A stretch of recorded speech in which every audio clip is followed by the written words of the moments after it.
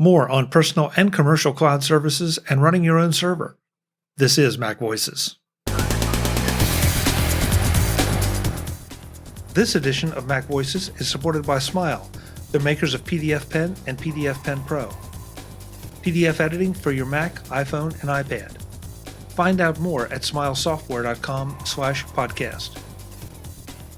Welcome to MacVoices.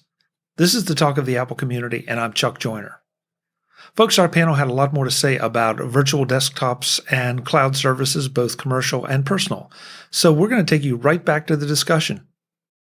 I know the person I want to find out about on this is Jeff, because Jeff, I don't know if you still have, but you did have a Synology, and Synology was one of the first, it's a personal cloud. This is your hard drive. You put it on your network, and then when you are not home, you can still get to all your stuff, right?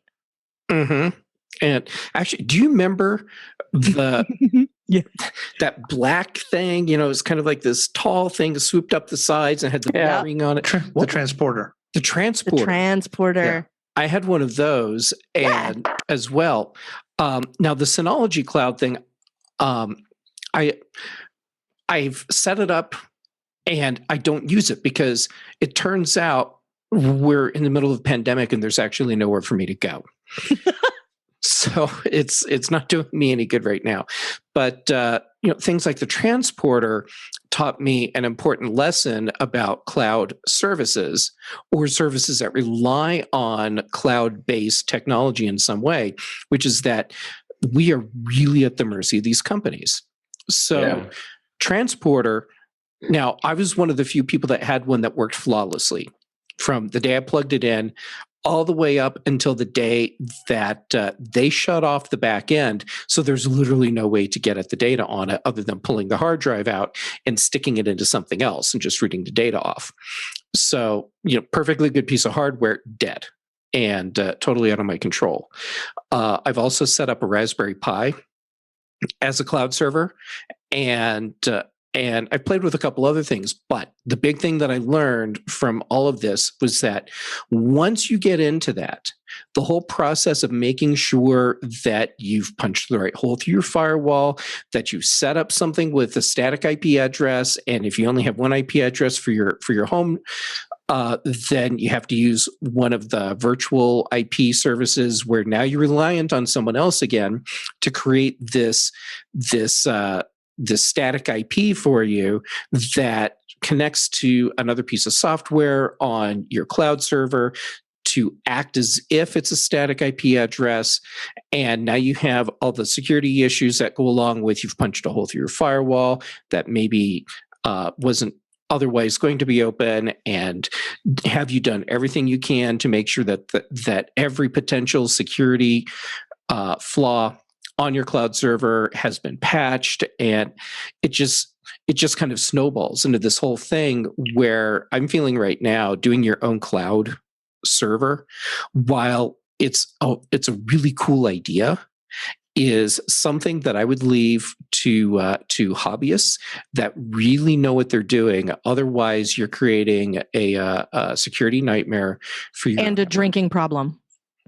And a drinking problem. The structure of the internet is just really not set up to have people have, servers at their end.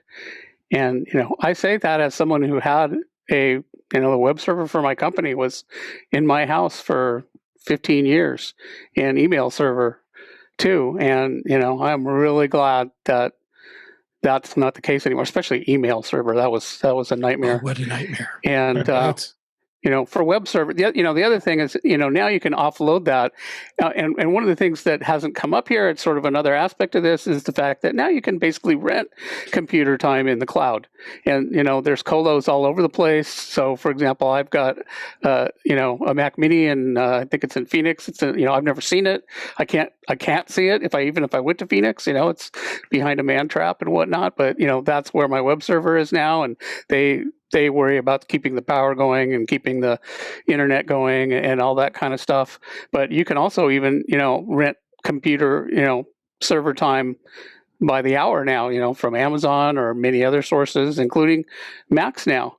So, that's a great option for a lot of applications. You don't have to own the hardware. You don't have to worry about all those network issues that Jeff was talking about, which are just absolutely a nightmare.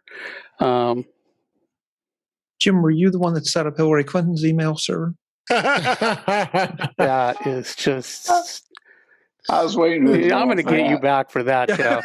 I mean, Chuck. So, Chuck, I think the answer is when you no, least because it would have been expect set it. up right. When you least expect it. Oh, man. Well, when you said you ran an email server, because I don't know anybody. Well, it was my email server. Oh, okay. I got ProView.com. I got it. Okay. David, I want to pull you in because and you were in the penalty box for 5 minutes because you used the M word on the show. But I'm no, not that one, Jeff. Calm down. No, but I find this conversation interesting because it sounds like, especially with Jeff, that you really have to think about putting things in the cloud, and you're at the mercy of the companies, and yet everywhere you go, everybody is trying to sell you a cloud service. Companies are moving things into a cloud service, whether it's theirs or someone powered by Amazon S3 or wherever. I mean, you're an IT professional. What do you think about all this? Yeah, with cloud services, I mean, you look at services like Jamf. Jamf is managing all the Macs in the pro environment. It's all cloud. I mean, some companies were doing on-prem, but I think they're finally starting to realize that on-prem is not as efficient as it really is because it requires a lot more management. So, I think a lot more companies are starting to look at going cloud with Jamf with that piece of it. I mean, and I'm sorry, I have to bring up Microsoft because it's in this world, but Microsoft is another thing too. But AWS, Amazon Web Services, manages, almost everything on the web these days, and you just can't avoid it. What was that app Parler that had to go? That was taken down because of the whole political thing. We won't go into that, but they were on AWS, and no one else would go anywhere near them. And AWS was the biggest influencer on that. So everybody has got that backbone. I was also going to mention I also have a Synology. I bought just as a hobbyist type thing at 2bay, like DS220J. It's a nice little device, and I've got two 1 terabyte drives in it, and then I have a 8 terabyte external plugged into it, and I'm running a Plex server on there. And then you can also do it for backups. I got the iDrive linked up to it, and you can do dual backups where it's on your Synology as well as out on the cloud. So you really can get redundant with these Synologies. And I thought there's a cool device for inexpensive, because Synology are going to get very expensive. I mean, you can really spend thousands of dollars depending on how many bays you need for redundant backups for drives. But I definitely say for sure, cloud is just no way around it. I mean, and my experiences over these years, 20 plus years go back. 20 years ago, I mean, everything was on servers. I mean, now you just can't avoid cloud. I mean, there's companies are just really are embracing cloud, and they have to really they really have to understand that that's the most efficient way to do things. And I don't think that's going away because because the last year forced everybody remote, and so nobody was near that server in the first place. And when it becomes, because I do IT is my day job as well, and when you end up with an entire fleet of servers and there's nobody on site anymore to go down to the server room and cruise by and make sure everything's working like it should and swap out the drive that sounds kind of funny and all that kind of stuff, like it's easier to hand that off to, it's much easier to scale in that way because there's some colo facility somewhere that has all the fans and has done all the certification and has the cooling systems and has everything all up and running anyway. And for them to take on your instance of whatever it is not even going to be a rounding error for them as far as the number of instances they manage, the number of computers they've got, the amount of rebooting or whatever they have to do. Like it's going to be nothing to them. And I'm going to make sure David's not the only one out here on this, because the advent of Teams in 2020 is another reason, because if you go to Teams, then Microsoft goes, well, why aren't you using OneDrive? Like the first one's free. and Yeah. and places that don't know any better, are doing that. And places that, like, I think there's probably a lot of people right now who are very excited about having their Exchange servers not on site anymore, because on-prem Exchange servers all had a hole blown in them a couple of weeks ago, which was really not fun. A lot of companies were affected by that too. It's so many people, but there's a lot of places that have just gone, I'm just going to let Microsoft handle the email. Like, if they really want to be my Exchange server, like, let them be my Exchange server, and then I don't have to deal with an Exchange person, and I don't have to deal with an Exchange server, and everyone wins, right? So, like, there's a fair amount of that stuff that the last year has sort of forced on a lot of people. Like, everybody now who has a VPN client installed on their computer that didn't have that a year ago, and everybody who has a computer at home or has it, someplace else, like, all of the things that have happened over the last year have forced a lot of stuff into innovation, regardless of, whether you think that this is a step forward or back. Like, it's definitely forced a bunch of change in a lot of organizations, great big places, little small places, and everyone in between. And, it's made it easier when it's someone else's problem, when you just call up and go, can you go look at the server and can you tell me if it, needs a kick? And then they go do it for you. And then they come back and they're like, yeah, we rebooted it. It's cool. And then you can move on. And having that option and having, that person to call and have that work, instead of having it have to be some sort of mysterious thing that happens in the basement of the building where you work, is a lot easier for a lot of folks. So yeah, I'll also spin back real quick about Microsoft. Yeah, it's great we're in the cloud now, but yesterday there was a massive outage for Teams. I mean, and because they did a patch, it affected companies around the world not being able or having intermittent access. So we are still at the mercy of Microsoft when it comes to in the IT and the corporate world, because of the fact that they're managing it all. But I mean, I think for the most part they've been okay. But there are times it starts to have problems. Like, we had that Slack outage, like, right when everyone came back from Christmas, I think. And then last week there was a server, a data center that caught fire and burned down, and there were a number of places that were using that as, like, the only location where any of their stuff was. 3 places, or it doesn't exist. Yeah. Basically. I have stuff everywhere. I want to say, David, every time that one of these Microsoft things happens, I can't help it. I say, I told you so. That's right. And also, I wanted to also validate the transporter thing, because when Jeff was saying, his worked flawlessly, so did mine. It took just a little while to kind of grok exactly what it was, how you're supposed to be using it. But once you did, I mean, it was rock solid. And I was really sorry to see that go down. To their credit, they gave you plenty of warning. So you shouldn't have gotten caught, because that may be something we get to talk about here in a minute, is discontinuing hardware. But, that was the way it is. And I also want to point out in the chat room, Webb says it's interesting to put this topic in its relationship to on-premises Microsoft Exchange server. So, I wanted to, David talked about people used to use servers and now they use the cloud. And I know David, knows this, but I think it's really important to keep in mind it's all servers. And I think people, have this, idea of, the cloud, and it's amorphous and it's not in my building. So it's, just magic, but it's not magic. It's just servers. And, it's like, basically the question is, whose premise is it? Is it in my building, or is it in, and the cloud is just somebody else's building that also probably happens to have, 10,000 or 100,000 computers in the room, but it's not made out of hydrogen, H2O molecules. It's a bunch of servers. They can, have problems. The meteor could strike them. Technician could screw up and, screw something up. So, there's no magic. It's just who's responsible. And, the thing is that, everything has, gotten so much more complicated, and there's attackers. That's why when I started running an email server, it was easy. But what got difficult was there was, the environment changed. And, it used to be we, didn't have to lock our doors, right?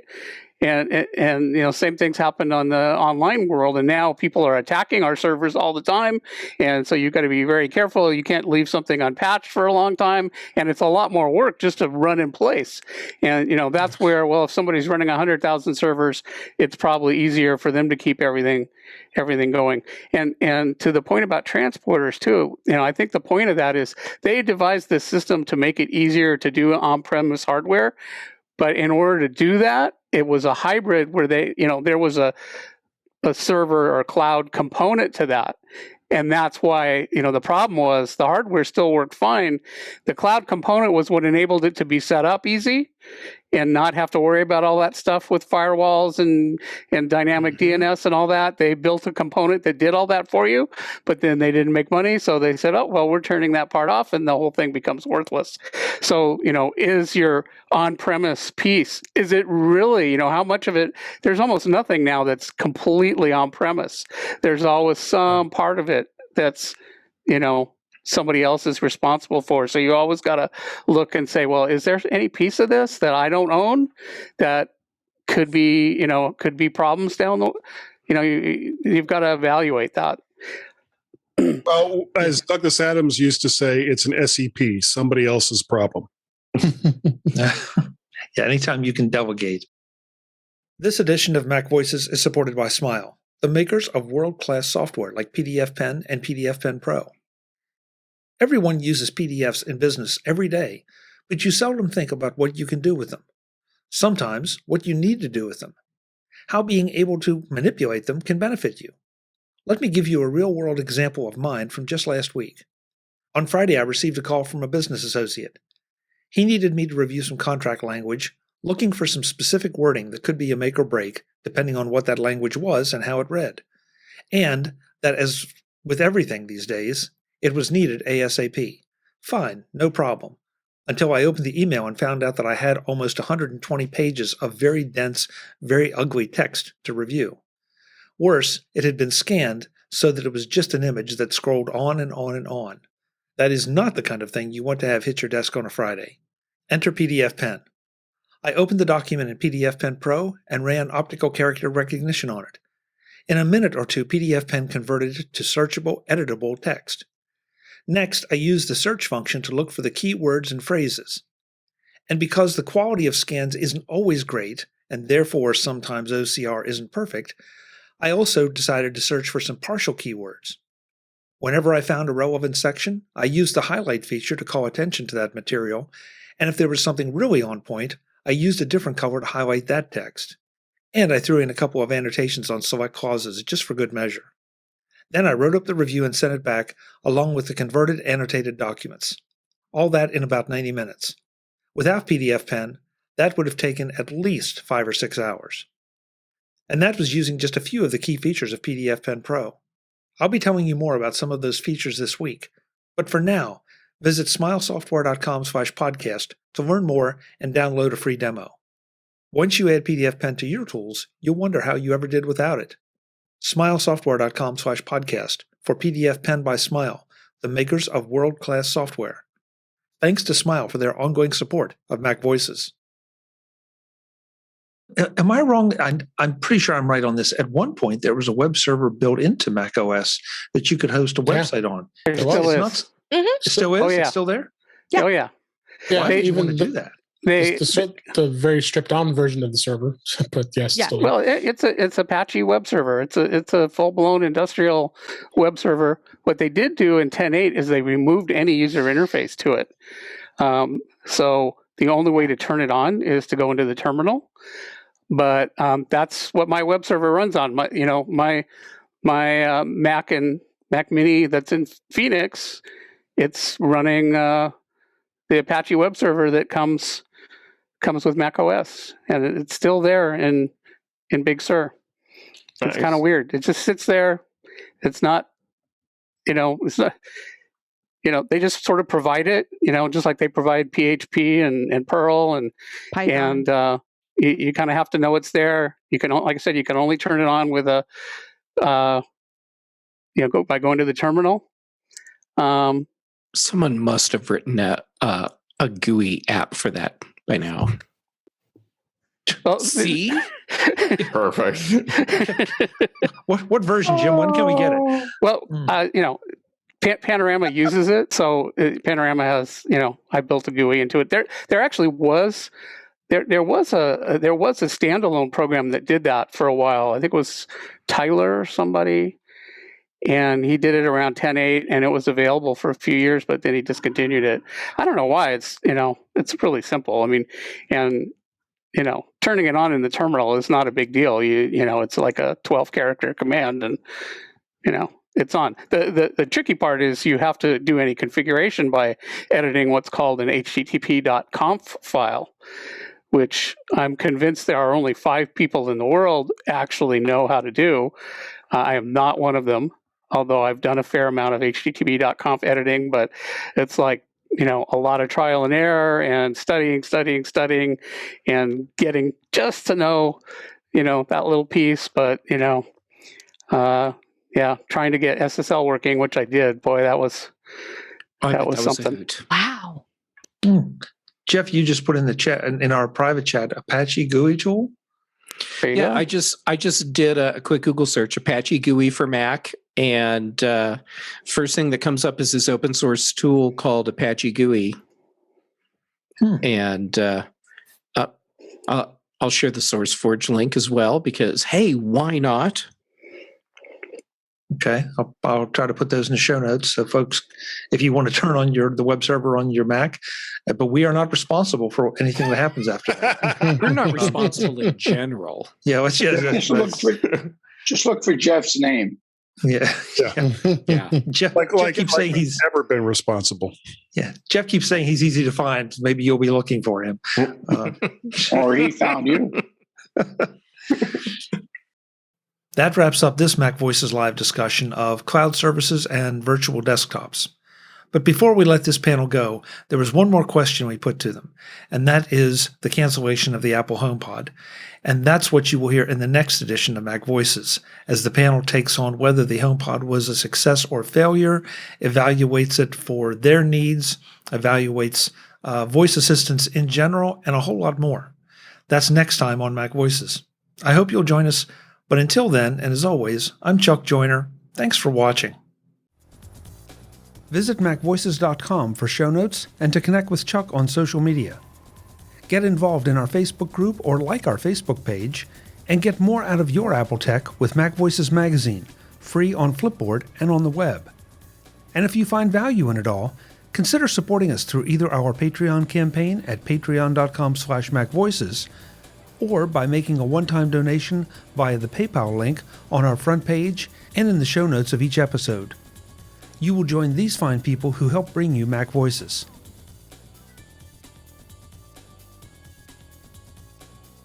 Advertising handled by Backbeat Media at backbeatmedia.com. Bandwidth provided by CacheFly at cachefly.com.